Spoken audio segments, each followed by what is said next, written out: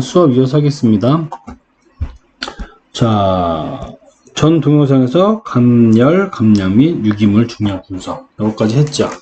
자, 여기서 특히 우리 유기물이 중요한 게 물론 다 아까도 얘기했지만 에너지 회수량이랑 굉장히 관계가 깊습니다. 에너지 회수. 유기물이라는 거 왜냐면 연소가 되면은 열을 발생시키기 때문이죠. 그죠?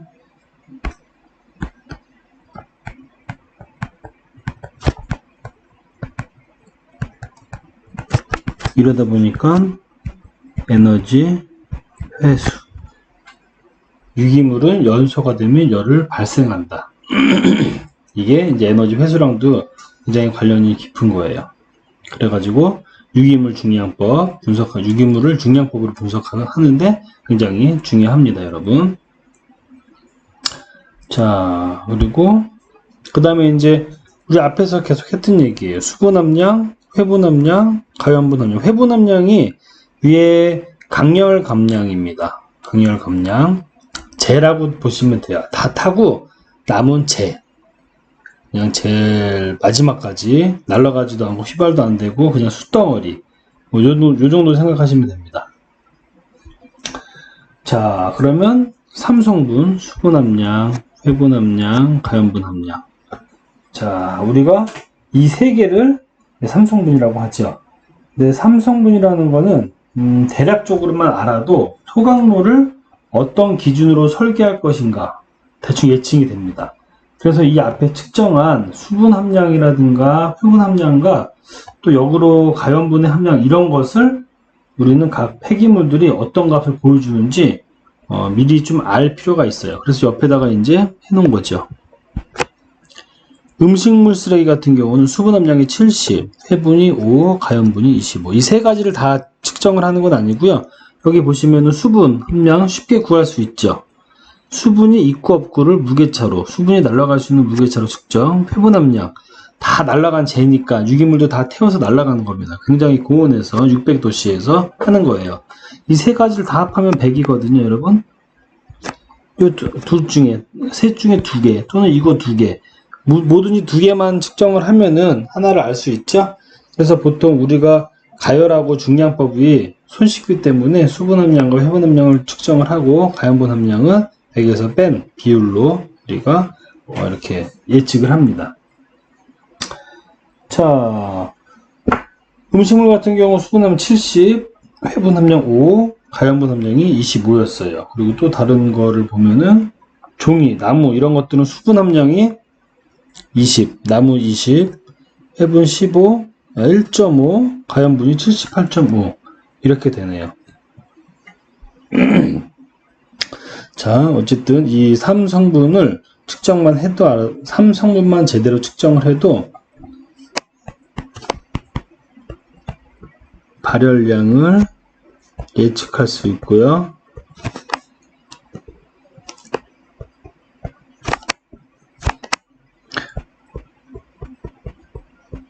폐기물 시설, 처리 시설의 설계 인자를 우리가 추정을 할 수가 있습니다. 그만큼 이 삼성분이 중요하다는 거예요. 폐기물의 삼성분은 하면은 수분 함량, 회분 함량, 가연분 함량 이 세 가지는 나중에 여기 퀴즈도 나오고 기말고사에도 반드시 나올 예정입니다. 자, 그 다음 이 위에까지는 수분, 회분, 가연분 이런 거 다 물리적인 거였어요. 물리적으로 분석이 가능했던 거죠. 자, 근데 여기서부터는 화학입니다. 화학 분석. 화학 성분. CHONS 이 5개를 분석을 하는 거. 5개 원소를 분석하는 게 원소 분석이라고 하고 우리가 원소 분석 장치라고 얘기를 합니다. 자동이라는 건 기계니까 그냥 자동차가 붙은 거예요. 원소 분석 장치, 원소 분석기 이걸로 CHONS를 측정을 하는데요. 여기서 우리가 탄소의 양이 굉장히 중요하죠. 탄소의 양이 곧 에너지랑도 연관이 되어지니까요. 그래서 우리가 이 원소 분석 장치를 이용해 가지고 원소를 분석하게 됩니다. 이 재래식 분석은 여기다가 써놨는데 이거는 실제로 아주 예전에는 수십 년 전에는 손으로 직접 분석을 해가지고 이런 CHONS를 원소들을 분석을 했다고 해요. 뭐 저보다도 훨씬 더 과거의 이야기입니다. 그리고 지금 이거는 기기 분석이에요. 기기 분석. 기기 분석. 예를 들면은 일정한 산소를 중심으로 두고 연소를 시키게 됩니다. 연소. 그러면은 CHONS에서 산소는 기존에 있는 거를 기존으로 했으니까 CO2, H2O, NO2, NO3, SO2 이렇게 나오게 돼요. 연소를 하게 되면은.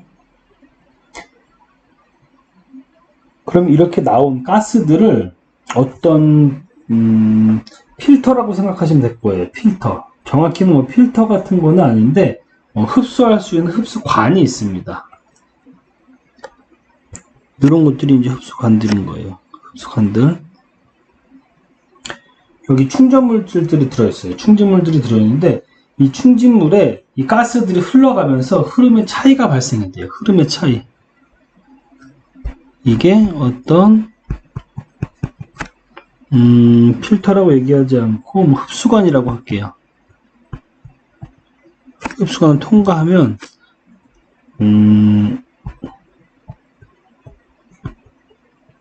흐름의 차이가 발생하게 됩니다. 흐름의 차이가 발생한다는 것은 검출되는 속도가 다르다는 거예요. 검출되는 속도가. 그래가지고 맨 처음에 나이트로젠 N이 나오고요. 카본이 나오고요. 하이드로젠 수소가 나오고 설퍼 황이 나옵니다. 산소는 다른 다른 방식으로 하는데요. 산소는 온도를 한 1030도 장치에 따라 다르지만 약 1000도 이상 1000도 이상의 연소관에서 분해를 시킵니다. 산소를 분해를 시킨 다음에 그걸 열 전도 검출기를 이용해 가지고 산소의 양을 측정을 해요. 어쨌든 기계를 이용을 해가지고 원소, 이 5가지 원소, 5가지도 굉장히 중요합니다. CHONS, 이 원소 분석 장치로 원소를 분석을 한다. 그래서 원소를 분석을 해봤더니 음식물은 탄소가 48, 수소 6.4, 산소 37.6 이렇게 뚝뚝 되어 있고요. 뭐 고무 78 제일 높네요. 그죠? 고무가 우리 석탄계 화합물이잖아요. 그죠? 석유계 화합물, 석유에 찌꺼기 갖다가 만드는 거죠. 고무나 뭐 플라스틱이나 이런 거. 섬유도 일부 나일론이나 폴리에스테르 이런 거 다 석유계 화합물들입니다. 자, 그렇다는 얘기는 탄소 비율이 높다는 얘기는 발열량이 높다는 거죠. 에너지로 활용하기가 매우 높다는 거예요. 자, 그러면 여러분, 우리가 지금 뭐 수분 함량도 됐죠, 감량도 됐죠, 회분석도 했죠, 원소 분석도 하고 기타 등등 많은 분석들을 합니다. 결국은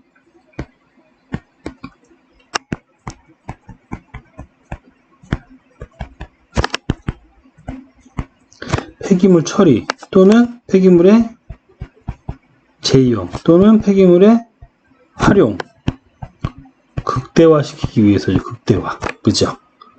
모르는 상태에서 어떤 성분인지도 모르는데 예를 들어서 탄수 함량이 굉장히 적은 애예요. 굉장히 적은 애 한번 찾아보자. 이거네요. 뭐 진흙, 재, 벽돌 사실 이건 눈으로 보면 알지만 어쨌든 눈으로 보이지 않는 거라고 할게요. 구분이 안 가는 어떤 물질이에요. 탄수 함량이 이렇게 낮습니다. 그런데 얘를 가열해가지고 얘를 연소시켜가지고 연료 상태로 태워가지고 에너지를 얻겠다라고 생각하고 제가 어떠한 시설을 만들었어요. 자, 될까요? 효율이 굉장히 떨어지겠죠. 그죠? 여러 가지가 이만큼 섞여 있더라도 이것들을 평균값을 내고 또 얘들을 분리를 해가지고 어떻게 분리하고 어떻게 처리하고 이용할 것인지 하는 것들이 우리가 기본적으로 분석이 전제되어야 됩니다. 아까 했던 수분 함량 등등과 같은 물리적 분석, 그리고 원소 분석과 같은 화학적 분석, 이것들이 더해져야 돼요. 그리고 실제로는 지금 어떤 오염물질이나 원소들을 측정할 수 있는 장비들이 계속 개발되고 있습니다. 되게 사람들이 쫓아가지도 못할 정도로 개발되는 속도가 빨라요. 그래서 그런 것들이 빨라지면은 훨씬 더 우리가 폐기물을 재이용하고 재활용하는데 많이 계획적으로 움직일 수 있을 것 같다는 생각이 듭니다. 자, 발열량 분석. 자,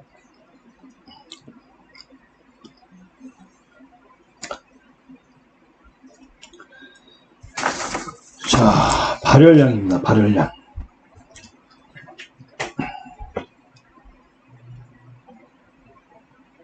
발열량 단위가 뭘까요, 여러분? 발열량 단위. 여기서 고체하고 액체하고, 고체는 킬로그램당, 그리고 고체 액체면 킬로그램당 쓰고, 기체면은 큐빅미터, 부피당 얼마만큼의 열이 발생이 되는지를 표현하는 게 약간은 틀려요. 킬로그램으로 하느냐, 부피로 하느냐, 무게로 하느냐, 부피로 하느냐. 자, 발열량은 여러분들이 보통 킬로칼로리라고 잘 알고 있죠. 킬로칼로리라고 알고 있습니다. 보통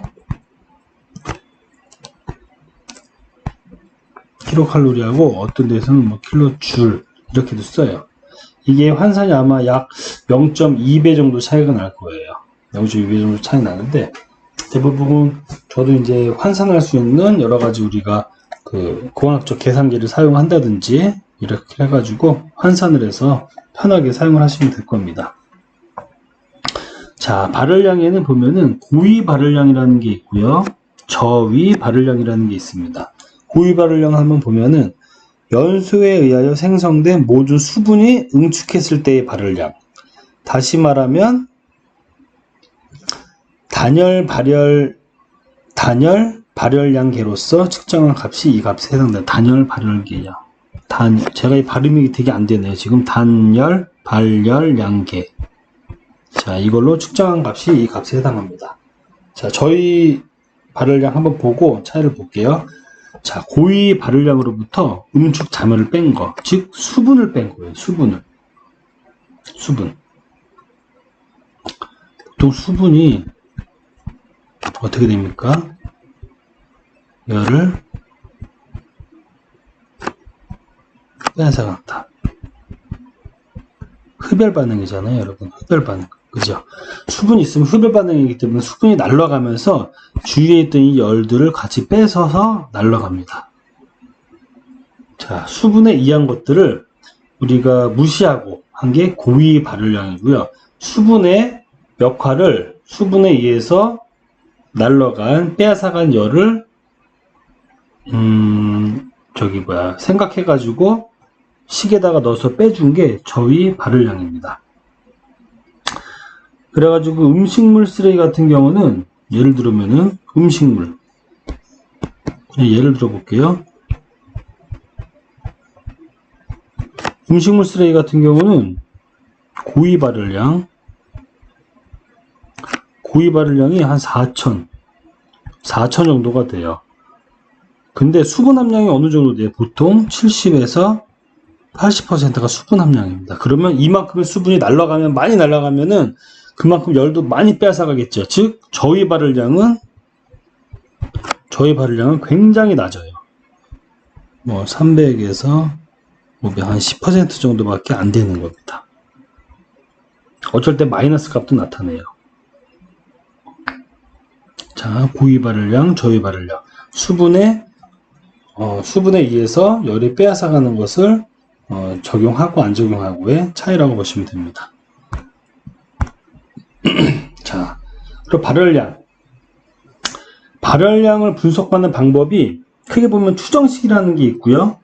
추정식이라는 게 뭐냐면은 이 세 가지가 있어요. 1번, 2번, 3번. 삼성분식, 혼다식, 삼성분의 보정식. 삼성분을 보정한 거거든요. 근데 우리는 대부분 이 삼성분식만 사용을 합니다.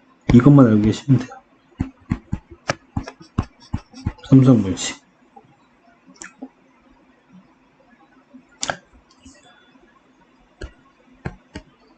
삼성백만 사용하고, 여기 보면 HI는 45B-6W라고 되어 있죠. 이 45는 가연분의 평균 발열량입니다.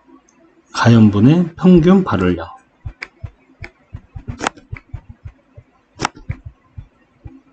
네.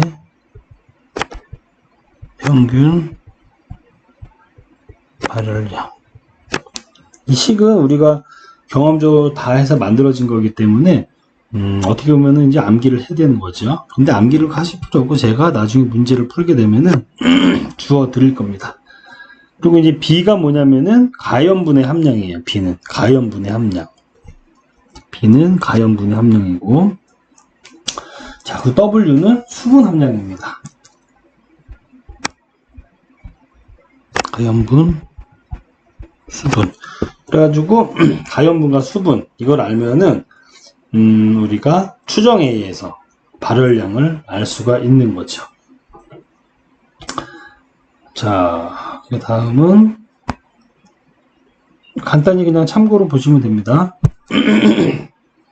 단열 열량계에 의한 방법. 자, 이게 발열량을 분석하는 방법이에요. 기계로 분석하는 거죠. 여기서 미량의 시료를 이 압력밥솥 같은 데죠. 딱 보면은 압력밥솥 같은 데다가 미량의 시료를 집어넣습니다. 그리고 시료를 연소시키는 거예요. 연소. 태운다는 거죠. 자, 연소를 시키면은 이 연소기 옆에 물이 있는데 그 물의 온도가 올라가게 돼요. 그래서 그 물의 온도가 얼마만큼 올라가냐에 따라서 발열량의 값이 결정이 됩니다. 물의 온도.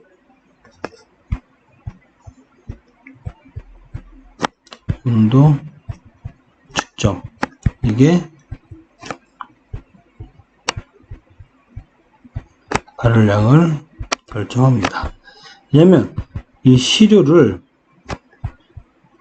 연소시켰어요. 시료를 연소시키고 이 연소돼서 나오는 걸로 인해서 물의 온도를 올리는 거예요. 그러면 연소가 잘 돼서 발열량이 높으면 물의 온도가 높게 올라가겠죠. 발열량이 낮으면 연소가 돼가지고 물의 온도가 적게 올라갈 겁니다. 자, 그래서 물의 온도 갖다가 간접적으로 발열량을 결정을 합니다. 내용들은 한번 읽어보시면 여러분들 쉽게 이해가 되실 거예요. 자, 원소 분석법에 의한 방법. 발열량을 우리 원소 분석기로 아까 분석을 했죠, 여러분. 원소 분석기에 나온 그 데이터를 가지고도 사용을 할 수가 있습니다. 이 방법이 총 3가지가 있어요. 듀통, 스티어식, 슐레, 캐스트너식. 자, 이거는 이제 듀롱의 보정식이에요. 그러니까 듀롱의 식이랑 같다고 보고 크게 3가지가 있습니다. 가장 많이 사용하는 거는 듀롱식을 가장 많이 사용해요. 자, 여기 보면은 듀롱에 의한 방식은 완전 연소를 가정하고 H분을 8로 나누고 산소 영분을 먼저 H2O로서 연료 중에 화합 수분이 되어 연소에 참여하지 않는 것을 고려한 것이다. 석탄과 같은 탄소를 주 원료로 한 시기에는 이 식이 잘 적용된다.